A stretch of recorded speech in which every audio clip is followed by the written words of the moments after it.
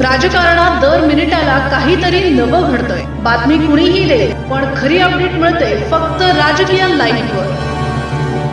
जिल्हा परिषदेत अध्यक्ष व उपाध्यक्ष पदावर आपलं वर्चस्व प्रस्थापित करत त्यांनी केवळ विजयच मिळवला नाही, तर येणाऱ्या राजकीय वादळाची चाहुली दिली आहे. यापेक्षा मोठं अजून बाकी आहे असा ठाम इशारा देत त्यांनी पुढील रणनीतीचा गूढ उलगडायला सुरुवात केली. महापालिकेतील यशानंतर जिल्हा परिषदेत मिळालेलं हे यश म्हणजे फक्त एक टप्पा आहे असं सांगताना त्यांच्या शब्दात आत्मविश्वास ओसंडून वाहत होता. विरोधकांनी निवडणुकीपूर्वी रंगवलेली स्वप्न, केलेले दावे हे सगळं त्यांच्या संघटित ताकदीसमोर क्षणात कोलमडून पडलं.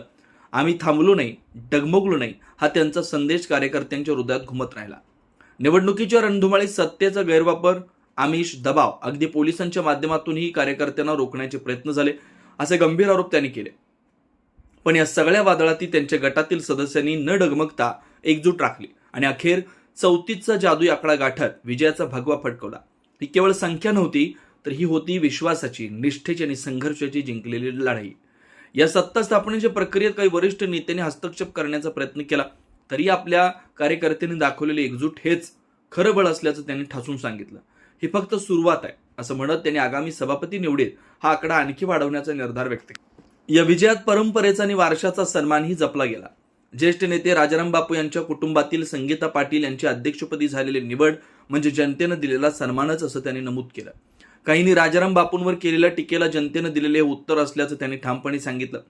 तसेच स्वर्गीय डॉक्टर पतंगराव कदम यांच्या वारशाचा दीप पुढे नेणाऱ्या कुटुंबातील सदस्यांची उपाध्यक्षपदी झालेली निवड हा जिल्ह्यासाठी अभिमानाचा क्षण असल्याचं त्यांनी अधोरेखित केलं. ज्यांनी सांगली आणि राज्याच्या विकासासाठी आयुष्य झोकून दिलं, त्यांच्या घरातील वारस आज या पदावर विराजमान झाला, ही प्रत्येक सांगलीकरांसाठी अभिमानाची गोष्ट आहे असं ते भावूक शब्दात म्हणाले. दरम्यान साहेब अमर रहे, आमदार डॉक्टर विश्वजित कदम यांचा विजय असो, काँग्रेस पक्षाचा विजय असो अशा घोषणांनी परिसर दुमदुमून केला. गुलालाच्या रंगात न्हाऊन निघालेल्या कार्यकर्त्यांनी आनंदोत्सव साजरा केला. तो केवळ विजयाचा नव्हता, तर एका नव्या राजकीय पर्वाच्या सुरुवातीचा होता.